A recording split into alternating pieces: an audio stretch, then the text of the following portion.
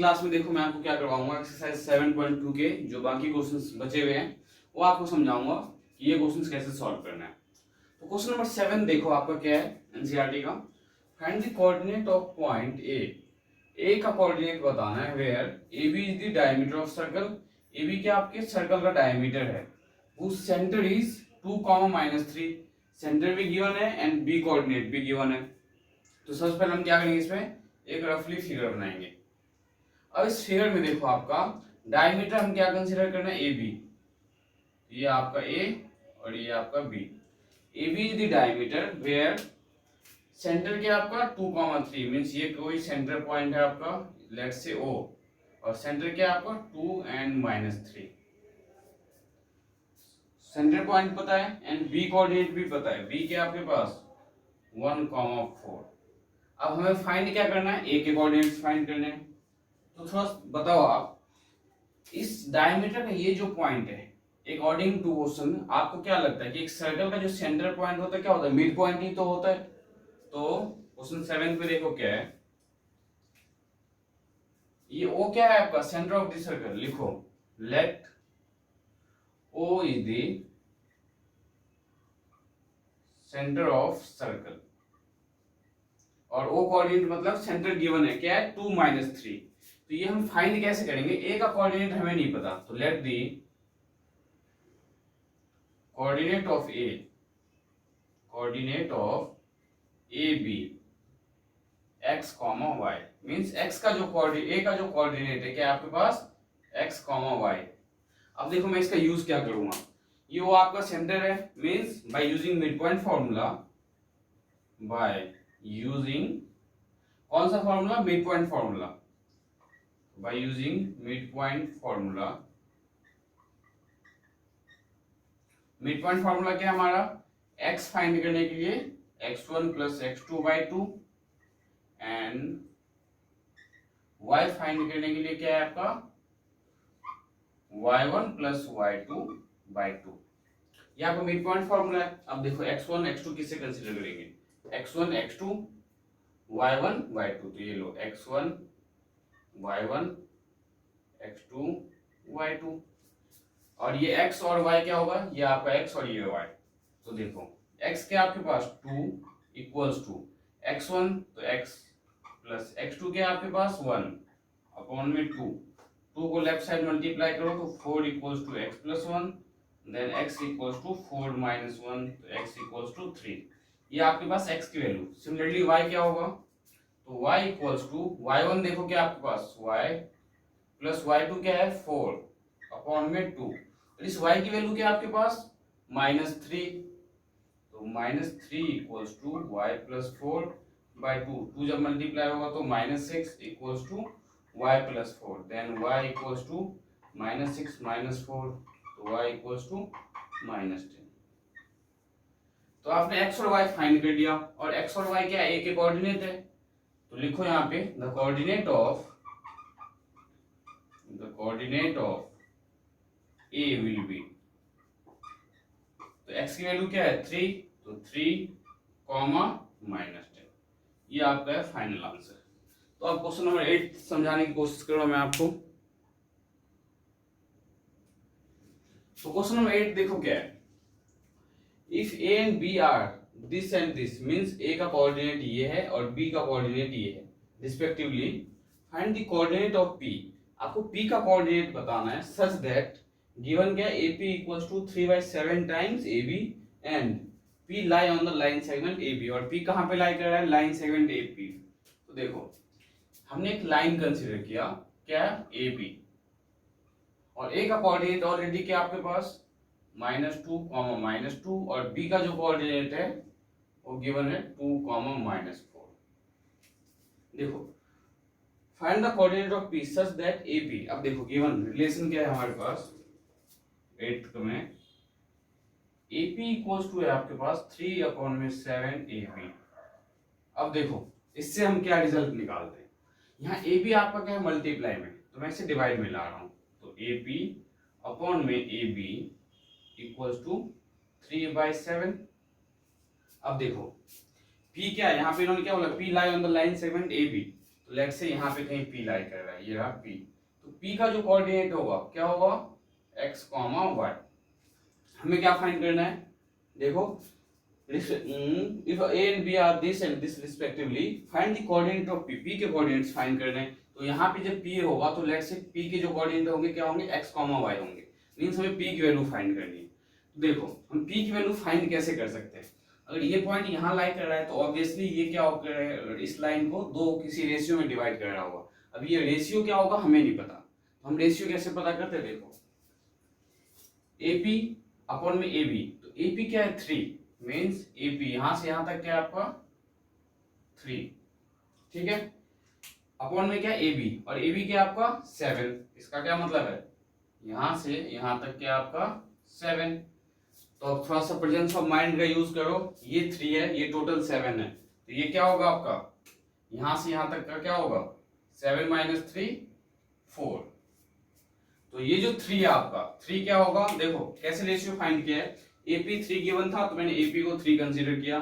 AB क्या है 7, means ये कंप्लीट लाइन जो डिवाइड हो रहा है 7 पार्ट में है। तो ये जब कंप्लीट 7 है और ये 3 है तो 7 - 3 4। तो यहाँ पे हमें क्या करना है, इस 3 को M1 कंसीडर करना है और इस 4 को हमें M2 कंसीडर करना है। तो अब देखो कैसे सॉल्व करेंगे, बाय यूजिंग कौन सा फॉर्मूला, सेक्शन फॉर्मूला।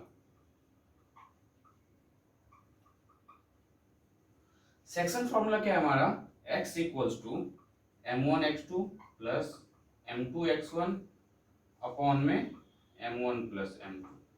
और ये x इक्वल्स टू M1 क्या आपके पास 3 इंटू में x2 क्या आपके पास 2 प्लस M2 क्या है 4 इंटू में x1 की वैल्यू क्या आपके पास -2 अपॉन में 3 + 4। Now x equals to 3 × 6 -8 upon में 7 इक्वल्स टू 6 - 8 तो -2 अपॉन में 7। ये x की वैल्यू आपके पास। Similarly y equals to M1 y2 plus M2 y1 upon में M1 प्लस M2। अब देखो y इक्वल्स टू M1 क्या आपके पास 3 y2 ये x1 y1 ये x2 y2 तो y2 क्या आपके पास -4 प्लस M2 क्या आपके पास 4 इंटू में y1 तो y1 की वैल्यू क्या है -2 अपॉन में M1 प्लस M2 तो 3 + 4। Then y equals to -4 3 = 12 -4 2 = 8 upon में 7। 12 + 8 20 तो -20/7। तो देखो द कोऑर्डिनेट ऑफ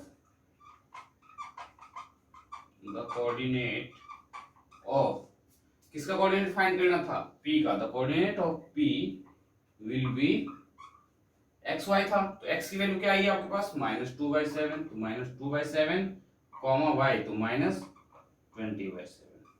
ये आपका फाइनल आंसर था। तो बहुत ही सिंपल क्वेश्चन था ये। तो अब मैं आपको क्वेश्चन नंबर 9 बताता हूं। तो देखो क्वेश्चन नंबर 9 क्या है, find the coordinate of the points which divide the line segment joining this and this. A और बी को ज्वाइन करने वाली लाइन को एक कोई कोऑर्डिनेट है जो डिवाइड कर रहा है, किस पार्ट में डिवाइड कर रहा है, इनटू 4 इक्वल पार्ट्स। अब जो है देखो अभी तक हमने बाइसेक्टर और ट्राइसेक्शन ये दोनों पार्ट किया हुआ है। देखो रिवाइज करवाता हूं एक बार मैं आपको। बाइसेक्ट का मतलब हुआ इस लाइन को कोई एक पॉइंट है जो दो इक्वल पार्ट में डिवाइड कर रहा है, मींस बाइसेक्शन बोलते हैं हम इसको। एक लाइन है आपके पास, इसे जब 3 इक्वल पार्ट में डिवाइड कर रहा हो तो हम इसे क्या बोलते हैं, ट्राइसेक्शन। देखो 1 2 3 ये आपका क्या होगा ट्राइसेक्शन।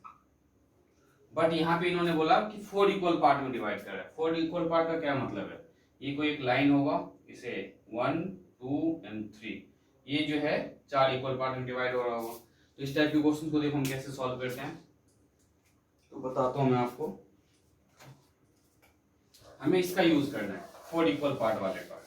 क्यों, क्योंकि इन्होंने क्या बोला है कि जो line joining A and B है, देखो ये कोई लाइन है आपके पास ए एंड बी और ए का कोऑर्डिनेट क्या है -2, 2 एंड बी का कोऑर्डिनेट क्या है 2,8। अब इसे डिवाइड किस पार्ट में, कितने पार्ट में हो रही है, 4 इक्वल पार्ट में, और चारों की चारों पार्ट आपको फाइंड करना है। Let's say first part, second part, third part और ये फोर्थ पार्ट। देखो 1 2 3 4। अब देखो ये फाइंड कैसे करोगे आप।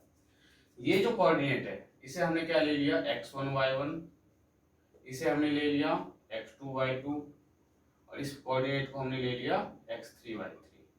नेमिंग कर दो आप इसे, चाहे तो C D and E।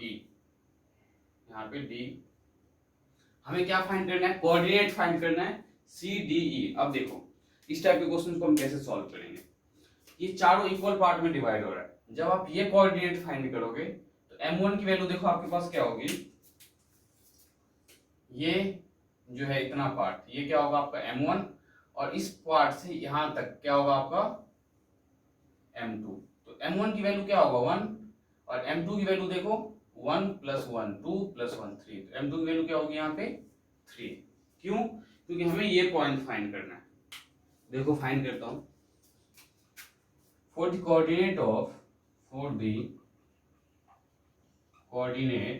of C। जब C का कोऑर्डिनेट फाइंड करूंगा तो m1 की वैल्यू क्या है मेरे पास 1, एंड m2 की वैल्यू क्या है आपके पास 3। क्यों है 3 मैंने बता दिया है। इस पॉइंट से यहां तक तो 1 + 1 2 + 1 3, और इस पॉइंट से यहां का क्या है 1, तो 1:3 में डिवाइड कर रही है। तो m1 1 है और m2 आपके पास 3 है। तो अब x जब मैं फाइंड करूंगा मींस x1 फाइंड करना है, तो x1 = m1 इंटू में x2 प्लस m2 इंटू में x1 अपॉन में m1 + m2, एंड y जब फाइंड करना हो तो m1 इंटू में y2 प्लस m2 इंटू में y1 अपॉन में m1 + m2। और इस पॉइंट के लिए देखो x1 y1 x2 y2 क्या हुआ, ये तो हमने लेट किया हुआ है। आप इसे x5 x6 कुछ भी लेट कर सकते हो, मैंने इसे x1 लेट किया हुआ है। अब ये देखो ये क्या है आपका x1 y1, ये आपका x2 y2। तो x1 = m1, तो m1 की वैल्यू क्या है 1 इंटू में x2, तो x2 क्या है 2 प्लस m2, तो m2 क्या है आपके पास 3 और x1 क्या है आपके पास -2 अपॉन में m1 + m2 मींस 1 + 3, तो क्या होगा 4। और y फाइंड करने के लिए m1 की वैल्यू क्या है आपके पास 1 और y2 की वैल्यू क्या है 8 प्लस m2 क्या है आपके पास 3 और y1 क्या है 2 अपॉन में m1 + m2, तो 4। तो यहाँ से x1 की और यहाँ से y1 की वैल्यू आएगी। तो x1 की वैल्यू क्या आ गई यहाँ से 2 - 3 × 6 by 4 = -4 by 4 = -1, और y1 की वैल्यू 8 + 6 by 4, 6 6 12 13 14 डिवाइडेड बाय 4, 2 7 = 14, 2 2 = 4। अब देखो x1 y1 means coordinate of C लिखो यहाँ पे, coordinate of C will be क्या होगा -1,7/2। सिमिलरली अब देखो जब मैं ये पॉइंट फाइंड करूंगा तो ये मैं बहुत ही सिंपल मेथड से फाइंड कर सकता हूँ। कैसे, देखो इस पॉइंट से यहाँ तक का क्या रेशियो है 2, और इस पॉइंट से यहाँ तक का क्या रेशियो है 2, मींस 2:2। जब इक्वल पार्ट में डिवाइड करता है तो हम कौन सा फॉर्मूला यूज करते हैं, मिड पॉइंट फॉर्मूला। तो मैं डी का जो कोऑर्डिनेट है वो मिड पॉइंट फॉर्मूले से फाइंड कर सकता हूँ। और आप चाहे तो सेक्शन फॉर्मूला में m1 को 2 और m2 को 2 लेके भी सॉल्व करो, कोई प्रॉब्लम नहीं है। For coordinate of D bye using कौन सा फॉर्मूला, मिड पॉइंट फॉर्मूला। तो मिड पॉइंट फॉर्मूला ये मैं डायरेक्ट फाइंड कर सकता हूँ। क्या, इसका कोऑर्डिनेट क्या लिया था x2, तो x2 = x1 + x2/2, तो x2 = x1 क्या है आपके पास -2 प्लस x2 क्या है 2/2, तो x2 की वैल्यू क्या आ गई आपके पास 0। अब देखो y2 के लिए तो y1 + y2, बट देखो आप इस y2 और इस y2 से कंफ्यूज मत होना, क्योंकि ये जो है यहाँ पे x2 y2 है, तो आप इसे यहाँ पे x3 y3, इसे x4 y4 x5 x6 ले सकते हो, कोई प्रॉब्लम नहीं है। मैं यहाँ पे इसके रिस्पेक्ट में सॉल्व कर रहा हूँ, लेकिन y1 y2 किसे कंसीडर कर रहा हूँ, ये y1 है ये y2 है एक्चुअल में, और ये x1 है ये आपका x2 है। तो देखो y1 की वैल्यू क्या है यहाँ पे 2, तो 2 प्लस 8 डिवाइडेड बाई 2, तो 10 डिवाइडेड बाई 2 5। इसका कोऑर्डिनेट क्या होगा, कोऑर्डिनेट ऑफ डी लिखो यहाँ पे, coordinate of D will be, तो कोऑर्डिनेट ऑफ डी क्या हो गया आपके पास 0,5। अब देखो ये जो कोऑर्डिनेट है आपका ये क्या है 0,5। थोड़ा सा प्रेजेंस ऑफ माइंड और लगाओ, क्या अगर ये पॉइंट फाइंड करना है तो दो मेथड से फाइंड कर सकते हो। अगर सेक्शन फॉर्मूला यूज करते हो तो यहाँ से यहाँ तक का रेशियो, तो 1 + 1 + 1 3 मींस m1 की वैल्यू 3 और m2 की वैल्यू 1। बट अगर मैं मिड पॉइंट फॉर्मूले का यूज करूँ तो भी सॉल्व हो जाएगा, क्योंकि अब मैंने ये कोऑर्डिनेट फाइंड कर लिया और ये है। अब इससे आप x1 y1 इससे x2 y2 लेके x1 + x2 y2, तो यहाँ से x3 आ जाएगा, y1 + y2 y2 तो y3 आ जाएगा। दोनों मेथड से कर सकते हो आप, मिड पॉइंट फॉर्मूले से भी इसे फाइंड कर सकते हो और सेक्शन फॉर्मूले से भी कर सकते हो। अगर आप सेक्शन फॉर्मूला लगाते हो तो इस पॉइंट को फाइंड करने के लिए यहाँ से यहाँ तक का रेशियो क्या है आपके पास 3 और यहाँ से यहाँ का रेशियो क्या है 1, तो 3:1 मतलब m1 की वैल्यू 3 और m2 की वैल्यू 1 हो जाएगी। और फिर आप x1 y1 x2 y2 consider करके इस पॉइंट को फाइंड कर सकते हो। तो ये बहुत ही सिंपल क्वेश्चन था। तो अब मैं आपको देखो क्वेश्चन नंबर 10 करवाऊंगा। तो क्वेश्चन नंबर 10 देखो क्या है, find the area of the rhombus. Area of rhombus फाइंड करना है if its vertex are 3,0 4,5 -1,4 and -2,1। ये चारों के चारों वर्टेक्स दिया हुआ है, किसमें लेना है टेकन इन ऑर्डर, मतलब सीक्वेंस वाइज चलना है। तो लेट्स से आपने क्या किया रोम्बस ड्रॉ किया और इस रोम्बस के चारों कोऑर्डिनेट, तो ए ये बी ये सी और ये डी। देखो कैसे सॉल्व करना है। ए का कोऑर्डिनेट मैंने कंसीडर किया 3,0, बी का कोऑर्डिनेट कंसीडर किया 4,5 एंड सी का कोऑर्डिनेट -1,4 एंड डी का कोऑर्डिनेट क्या होगा -2,-1। अब देखो एरिया ऑफ रोम्बस क्या हम यूज करते हैं, इसका ये क्या आपका डायगोनल और ये क्या आपका डायगोनल। तो एरिया ऑफ रोम्बस का फॉर्मूला ऑलरेडी आपको पता होगा। तो क्या area of rhombus, area of rhombus equals to d1 1/2 times into में d2, मतलब हाफ ऑफ d1 इंटू में d2। तो d1 क्या है आपका डायगोनल, हम डायगोनल हमें नहीं पता तो हम डायगोनल फाइंड करेंगे। तो d1 की जो वैल्यू फाइंड करोगे, d1 क्या आपका ये आपका d1 और ये आपका d2। तो हमें डिस्टेंस फाइंड करना है, तो डिस्टेंस तो ऑलरेडी हमें पता है बाय यूजिंग डिस्टेंस फॉर्मूला। तो बाय यूजिंग डिस्टेंस फॉर्मूला, तो देखो आप डिस्टेंस फॉर्मूला से आप क्या करोगे d1 फाइंड करो। तो ये आपका x1 y1 और ये आपका x2 y2। तो नाउ x2 - x1 का whole square plus y2 - y1 का whole square equals to x2 क्या आपके पास -1, तो -1 -3 का होल स्क्वायर प्लस y2 क्या आपके पास 4 -0 का होल स्क्वायर। तो -1 -3 तो -4 का स्क्वायर प्लस 4 का स्क्वायर, -4 का स्क्वायर 16 और 4 का स्क्वायर भी 16, तो √32। अब 32 को हम सिंप्लीफाई करके क्या लिख सकते हैं, तो 32 का एलसीएम लो, 2 1 जा 2, 2 6 जा 12 और 4 4 जा 16। देखो क्या 2 इंटू में 4 इंटू में 4, तो 4 का पेयर बाहर आ गया 4 √2। ये क्या आपका d1 है। सिमिलरली देखो d2 फाइंड करो आप, तो d2 इक्वल्स टू d2 क्या होगा आपका दिस वन। तो आप किसी एक को x1 y1 कंसीडर कर लो और किसी एक को आप x2 y2। आप इसे x1 y1 इसे x2 y2 करो, कोई प्रॉब्लम नहीं है। तो फॉर्मूला क्या आपका x2 - x1 का whole square plus y2 - y1 का होल स्क्वायर। देखो x2 क्या है यहाँ पे आपके पास -2, -2 x1 क्या है 4, तो -4 का होल स्क्वायर प्लस y2 क्या है आपके पास -1 और y1 क्या है आपके पास 5, तो -5, क्योंकि y2 - y1 मीन्स -2 - 4 तो -6 का होल स्क्वायर प्लस -6 का होल स्क्वायर, -6 का स्क्वायर 36 और -6 का स्क्वायर 36, तो √72। अंडर यहाँ पे क्या आएगा आपका 72। अब 72 को सिंप्लीफाई करके हम क्या लिख सकते हैं, एलसीएम लेके देखो, 2 3 is 6, 2 6 are 12, 6 6 are 36, means 6 into में 6 इंटू में 2, तो पेयर किसका मिला 6 का, तो 6 बाहर आ गया तो 6 रूट 2। तो आपको d1 d2 पता चला, तो एरिया ऑफ रोम्बस का फॉर्मूला है 1/2 इंटू में d1 इंटू में d2, तो 1/2 इंटू में d1 क्या है 4 रूट 2, तो 4 रूट 2 और ये रफ कर दिया मैंने, इंटू में d2, तो d2 क्या है 6 रूट 2, तो 2 2 जा 4। अब देखो 6 2 जा 12 इंटू में रूट 2 इंटू में रूट 2, तो 2, 12 2 जा 24 स्क्वायर यूनिट। एरिया हमेशा किस में आता है स्क्वायर यूनिट में, यहाँ पे हमें सेंटीमीटर मीटर तो गिवन नहीं है, तो इसका एरिया क्या होगा 24 स्क्वायर यूनिट। तो ये था आपका लास्ट क्वेश्चन। तो अब नेक्स्ट क्लास में मैं आपको एक्सरसाइज 7.3 करवाऊंगा, तो मिलते हैं नेक्स्ट क्लास में।